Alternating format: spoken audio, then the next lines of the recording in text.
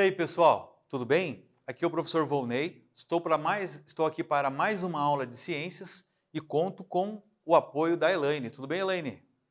Tá bom. Pessoal, a nossa aula de hoje pretende fazer uma retomada de conteúdos acerca da teoria sintética da evolução. Quero dizer para vocês que nós terminamos a aula anterior falando sobre os pensamentos propostos por Jean-Baptiste Lamarck e também por Charles Darwin e Wallace. E percebemos, ao longo das nossas reflexões, que essas teorias não responderam todas as dúvidas que as pessoas tinham à sua época e muito menos responderiam agora. Porém, novos conceitos foram sendo criados, novas tecnologias, novos momentos sociais, econômicos, que contribuíram também para uma nova forma de enxergar o conhecimento. Gostaria de lembrar vocês que não podemos chamar de erro o que o Lamarck propôs. Eu não gosto de chamar de erro, eu gosto de chamar de contribuição, porque de várias coisas que ele propôs, hoje ainda nós aproveitamos. Gostaria de lembrar vocês, gente, que a ciência é uma construção humana. E se ela é uma construção humana, ela é também, e o ser humano é passível de erros, então ela também é falível, né? Então a ciência também falha. Em algum momento, talvez ela falhou no intuito de explicar determinados fenômenos, acontecimentos. Porém, como ela é cumulativa também, tudo que foi feito, tudo que foi construído de conhecimento pelo homem na história da humanidade é aproveitado. Olha lá, conclusões propostas pelo Charles Darwin e pelo Wallace. Primeiro, que as espécies não são imutáveis, como achava lá o fixismo. Segundo, que podem apresentar variações que estão relacionadas com as necessidades de adaptação dos organismos ao seu meio. Terceiro, que as espécies podem se modificar ao longo do tempo num processo evolutivo. Dessas três aqui, eu cito a primeira. As espécies não são imutáveis. Principalmente eu vou pegar o Charles Darwin, que foi o principal personagem que nós trouxemos. O Charles Darwin, ele tinha origem criacionista. Tanto é que ele foi para a universidade estudar teologia. Como ele era criacionista, ele acreditava que os seres vivos eram imutáveis, até conhecê-los melhor através da viagem pelo Beagle e depois realizar os seus estudos. Uma das cartas que Charles Darwin enviou para Hooker, que era um professor que ele tinha na universidade, mostra exatamente o que o Darwin estava pensando enquanto estava em contato com essa biodiversidade que ele teve acesso na sua viagem. Olha o que dizia na carta do Darwin. Estou quase convencido, é um diálogo, né? Estou quase convencido, contrariamente à opinião da qual parti. Então ele tinha uma opinião, mas ele estava quase convencido de que as espécies não são, e é como confessar um assassinato, imutáveis. Ele estava quase convencido de que as espécies não eram imutáveis.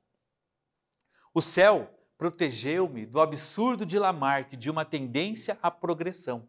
Porque o Lamarck entendia que os seres vivos, lembram? Que os seres vivos menos complexos tinham o poder de se transmutar num ser vivo mais complexo. Deus defendeu ele disso aqui na carta dele. Mas conclusões a que estou chegando não são muito diferentes das suas, porque o colega dele também estava concluindo isso, embora os processos de mudança sejam inteiramente distintos. Olha lá, penso ter encontrado, isso é uma suposição, o modo simples pelo qual as espécies tornam-se adaptadas a vários fins. Esta foi uma carta que ele escreveu ao seu amigo Hooker, ainda a bordo do Beagle, e que foi divulgada por esse colega em janeiro de 1844. Isso aqui, pessoal, era a forma que eles utilizavam para se comunicar. E quero falar bastante da comunicação nessa aula, hein?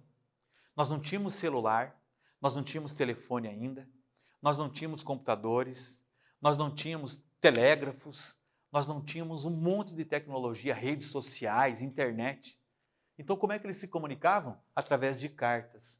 Infelizmente, essas cartas, quando chegavam, muitas vezes, a pessoa que receber já não estava mais entre nós. Vamos lá, agora é com vocês.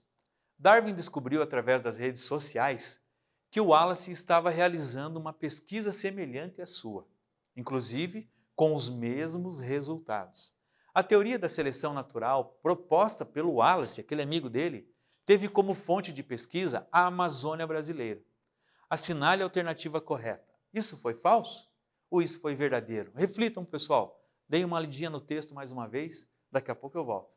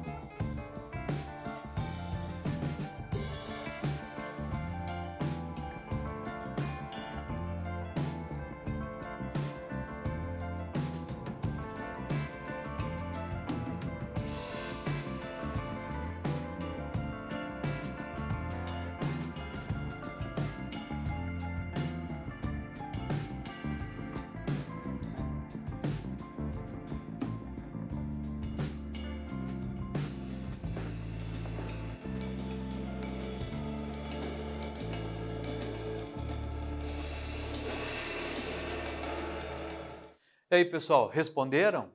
Legal. Olha só, quem respondeu ali a alternativa A, falso, respondeu certo. Gente, nós falamos, não existiam redes sociais naquela época, né? Não existia internet, computador, não existiam celulares, WhatsApp. Como é que eles se comunicavam? Como eu falei, através de cartas, né? Correspondências. Pois bem, agora eu quero mostrar para vocês alguns exemplos na natureza da seleção natural. Né? Alguns exemplos de seres que tiveram que se adaptar frente às adversidades que o ambiente propunha. Por exemplo, resistência de bactérias a antibióticos. Todas as bactérias são resistentes a antibióticos? Não, felizmente não. Felizmente, desde a descoberta da penicilina, nós temos sim um antídoto que, né, mesmo com os seus problemas, é capaz de destruir colônias de bactérias, né? Os antibióticos. Porém, algumas bactérias, elas acabaram ganhando, olha a minha palavra aqui, ó, acabaram ganhando uma resistência a esse tipo de antibiótico, né? A esse tipo de agente, ou a penicilina. Dentre essas bactérias, eu cito especificamente duas. Uma eu trouxe a imagem aqui. A KPC, a Klebsiella pneumoniae carbapenemase. A KPC, fica mais fácil. A KPC, gente, é uma bactéria super resistente. Normalmente é encontrada em ambientes hospitalares. Quando você ouve falar que uma pessoa teve uma infecção generalizada por KPC, o médico, por exemplo, os profissionais de saúde se apavoram, porque eles reconhecem que esse tipo de bactéria é super resistente aos antibióticos descobertos pelo homem, aos tipos de fungos descobertos, de penicilina descobertos pelo homem. Então, uma infecção por KPC é quase a morte. Uma outra bactéria que também é muito comum no ambiente hospitalar é a MRSA. Então, uma infecção bacteriana por KPC ou por MRSA é praticamente uma infecção, prognóstico de uma infecção generalizada. Tanto a KPC quanto a MRSA são exemplos de bactérias que ganharam, que se adaptaram frente ao ambiente que estava proposto a elas. O ambiente onde elas estavam acostumadas era um ambiente onde os antibióticos vinham a destruí-la. Com o passar do tempo, e vocês vão entender lá na frente, essas bactérias se adaptaram e hoje elas são resistentes a antibióticos. Convém, então, não entrar em contato com elas. Convém, então, a acreditação hospitalar, né? Que é um processo onde os hospitais cuidam para que o ambiente seja o mais saudável, o mais limpo possível. Né? Cuidar com a asepsia, cuidar com a higiene, para que essas bactérias não se proliferem. Por isso que o hospital não é lugar para a gente ficar passeando, visitando, é um lugar que tem proliferação desse tipo de ser vivo, né? Dessas bactérias que são super resistentes. Vamos entender depois como que ela ganhou isso. Outro tipo de exemplo da seleção natural. Eu trouxe aqui dois exemplos de camuflagem. E a camuflagem foi falado numa aula anterior aí, hein? Quando nós falamos sobre adaptações. Por exemplo, aqui, ó, lagartixa de Madagascar, ou também, vamos chamar de lagartixa de Madagascar ou lagarto líquen. Chamado de Madagascar porque ela é endêmica, ela só foi encontrada lá na ilha de Madagascar. Quando eu falo endêmico, quer dizer que ele só foi encontrado naquela região, não existe mais em outro lugar. Essa lagartixa, ela usa de uma adaptação a qual nós chamamos de camuflagem. A camuflagem é quando um ser vivo adquire aspectos semelhantes ao ambiente em que ela vive. Então ela vai ganhar um aspecto semelhante ao ambiente para se confundir com o ambiente, com dois propósitos principais. O primeiro, defesa. O segundo, que pode ser, é a predação. No caso aqui da lagartixa, ela não tem o objetivo de se camuflar para se esconder de um predador.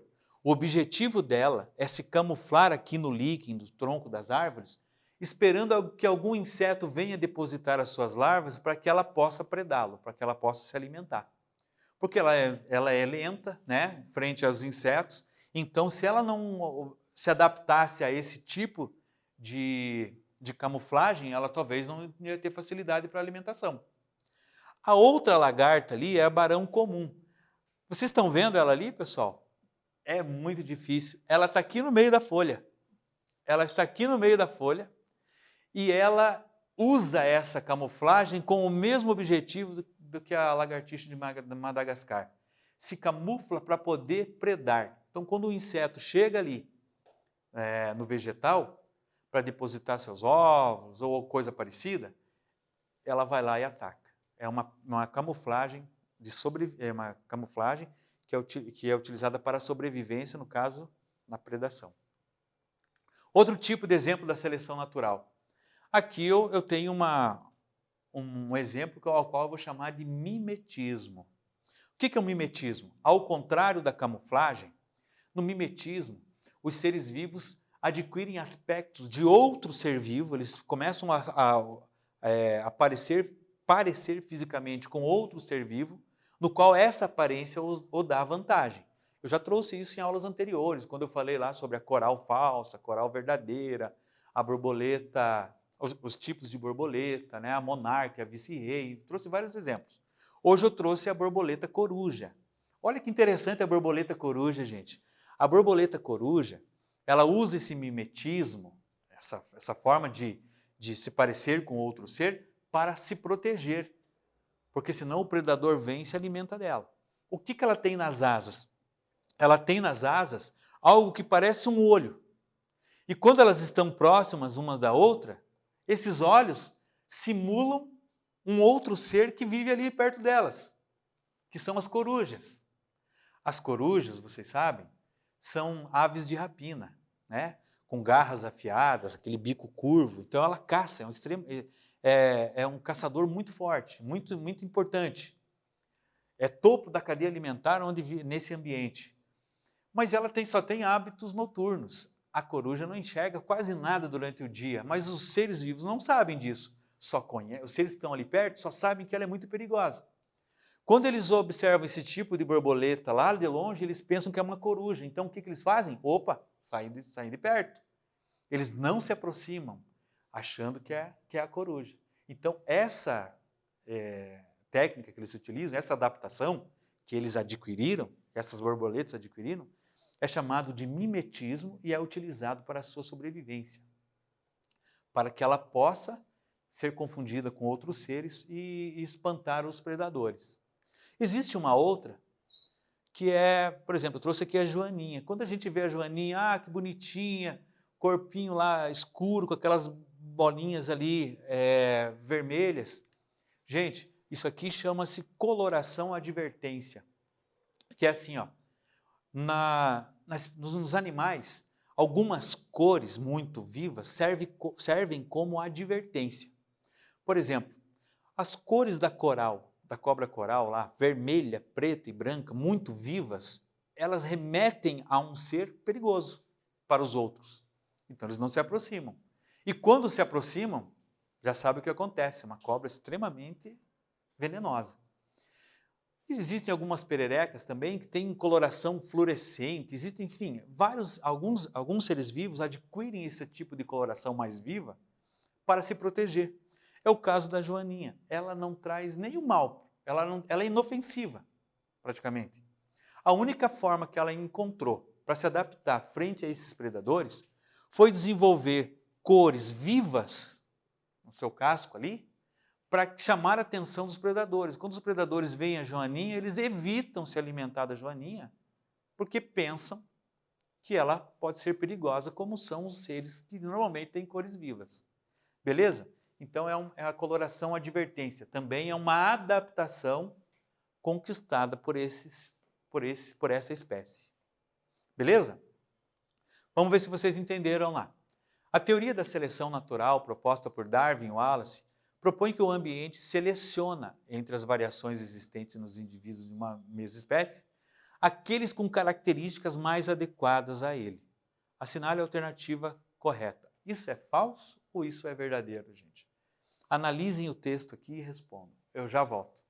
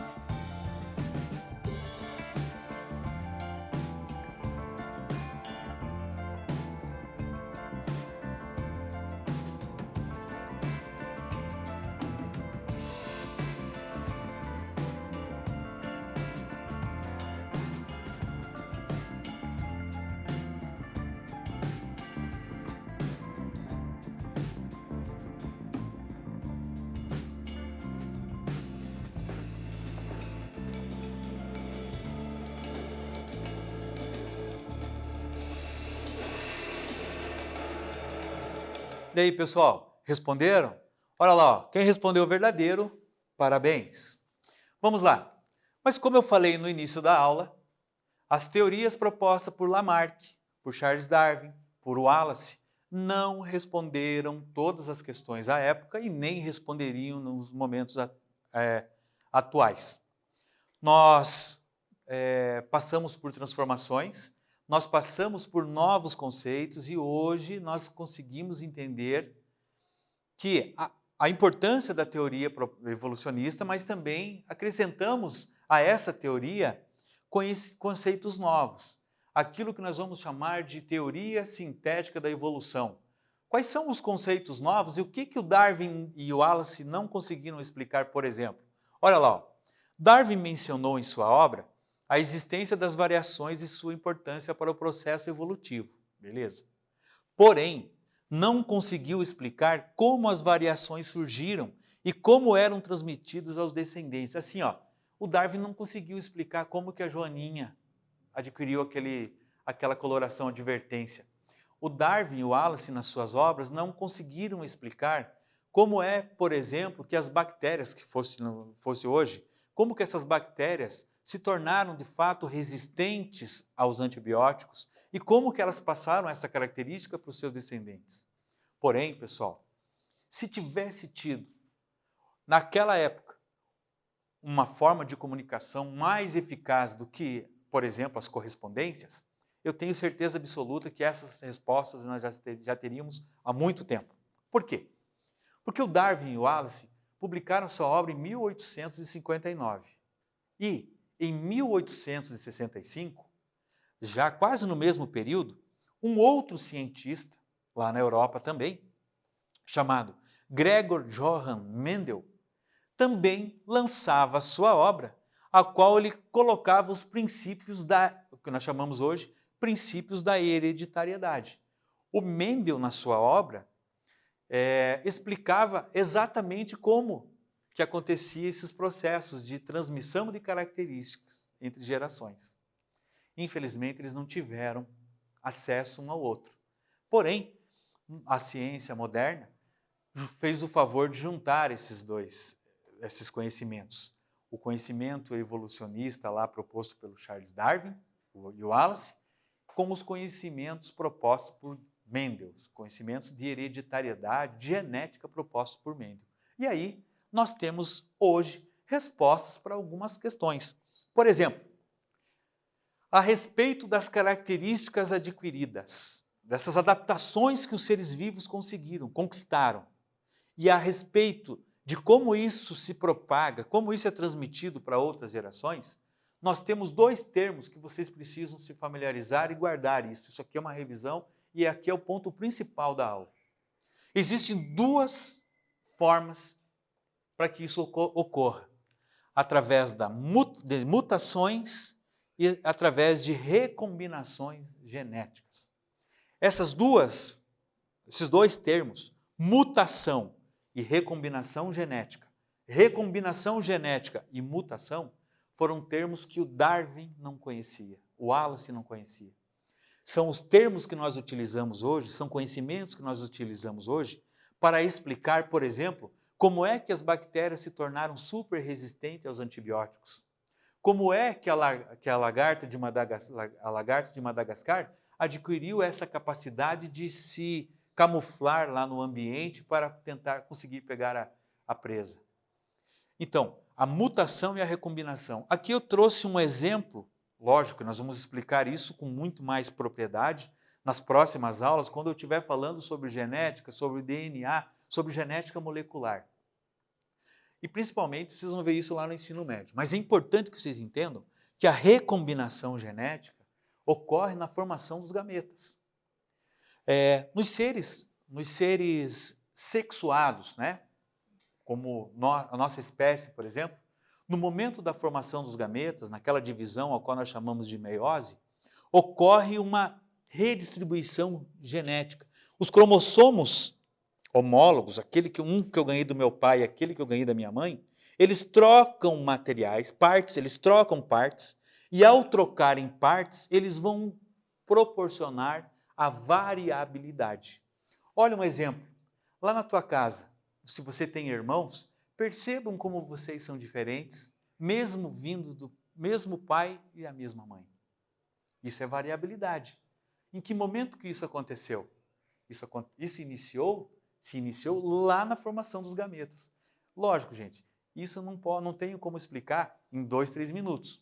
É só um aperitivo. Convido vocês a não perderem as próximas aulas.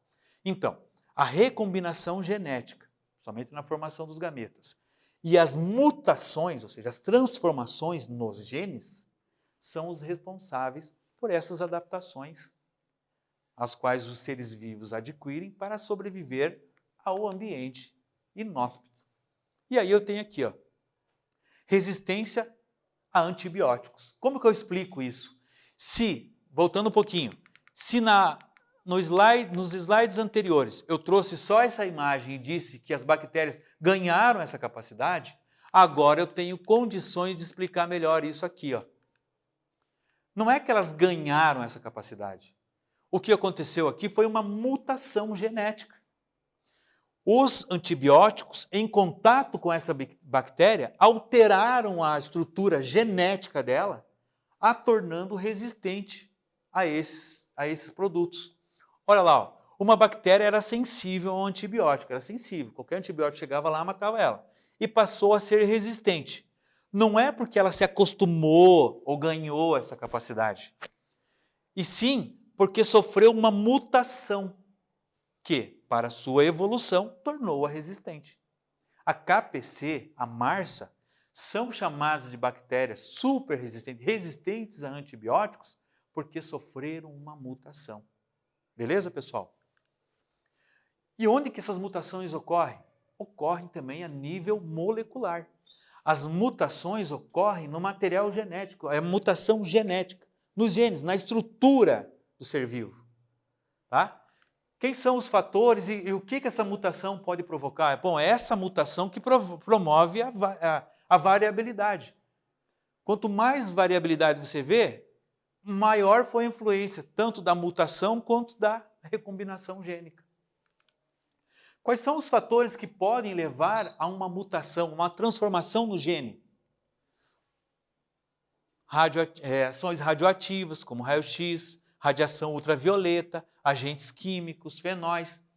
A nossa espécie, por exemplo, está envolvida a mutações que nos levam, por exemplo, a doenças como os cânceres. Como nós somos seres sexuados, nós sofremos a recombinação gênica. Quem sofre mutação para promover variabilidade são geralmente os seres assexuados. Então eu quero dizer que na nossa espécie uma mutação muitas vezes ela vem para nos trazer malefícios. Então nem sempre uma mutação vai te proporcionar algo positivo frente ao ambiente. Por exemplo, vou dar um exemplo rápido. A exposição excessiva aos raios ultravioletas em determinadas pessoas promovem mutações genéticas nas células epiteliais da pele, nas nossas células epiteliais, levando a melanomas, né, aos cânceres de pele. Portanto, esse é um exemplo de mutação que não nos favorece em momento algum. Aqui eu trouxe uma imagem de como os agentes mutagênicos, ou seja, os agentes que causam mutações, podem provocar variabilidade dentro de espécies diferentes. Por exemplo, aqui, ó, esse aqui eu peguei a mosca, né? A mutação genética ocorrida na mosca da fruta. Percebam, todas elas são da mesma espécie, só que elas sofreram mutações. Uma aqui, ela tinha olhos castanhos, mais longos, e asas. Depois ela passou a ter olhos estreitos e vermelhos. E depois ela passou a não ter asas e olhos vermelhos. Enfim, cada uma dessas mutações ocorreu em função de uma exigência do ambiente. Então, elas são moscas da fruta. Mas qual é o ambiente de que fruta? É o ambiente que muitas vezes influencia que o ser vivo desenvolva essa mutação. Eu expliquei agora há pouco ali da Joaninha. Ela precisou desenvolver essa mutação, essa recombinação, essa alteração genética para que ela pudesse se adaptar ao ambiente que ela estava. Aqui eu tenho um outro exemplo. Olha lá, pessoal. Esse exemplo aqui eu posso interpretar de duas formas. Eu tenho um pássaro, no caso o predador, e aqui eu tenho besouros. Aqui em cima eu tenho 2 besouros, né? Eles estão se acasalando e esses besouros aqui, eles têm coloração verde. Só que eles sofreram mutação. Essa mutação fez com que eles gerassem besouros verdes, como eles eram, como os pais eram, mas eles também geraram aqui um descendente com mutação, no qual ele gerou 3 verdes e 1 marrom. O que acontece? Aqui dentro dessa população de besouros, nós temos besouros verdes e besouros marrons, mas o pássaro, o predador, ele não consegue enxergar os besouros marrons. Ele só consegue enxergar de longe os verdes. Consequentemente, ele vai se alimentar dos besouros verdes. O que vai acontecer como consequência disso? Olha lá, ó, processo de seleção natural representado simplificadamente pela predação, agindo em uma população de besouros na qual ocorreu uma mutação genética. Essa mutação genética vai ter como resultado uma prevalência dos besouros que sofreram a mutação. É assim que a gente pode explicar, por exemplo,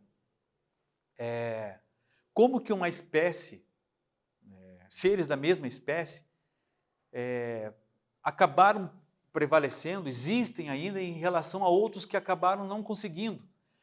O pássaro é como se fosse um ambiente. O pássaro é o ambiente que está influenciando sobre os seres vivos. Aqueles que estão adaptados, ou seja, estão ali, não conseguem ser vistos pelo pássaro, eles vão continuar vivendo. Aqueles que forem coloridos aqui, os besouros que foram coloridos, são verdes, que são vítimas do pássaro, eles vão acabar deixando de existir. Isso aqui é a teoria da seleção natural. O ambiente está selecionando. Indiretamente, o ambiente seleciona aqueles que estiverem mais preparados. Beleza, pessoal? Espero que vocês tenham entendido essa analogia. Deixo aqui mais uma questão para vocês. Olha lá. Quais são os fatores que influenciam as transmissões das características adquiridas? Segundo a teoria sintética da evolução, o neodarwinismo. Alternativa A, adaptação e uso e desuso. B, a transmissão das gêmulas entre os indivíduos da mesma prole. C, mutação e recombinação genética. Letra D, a migração das aves incentívoras. Pessoal, agora é com vocês. Lembre do que hoje nós falamos aí nos slides anteriores. Eu já volto.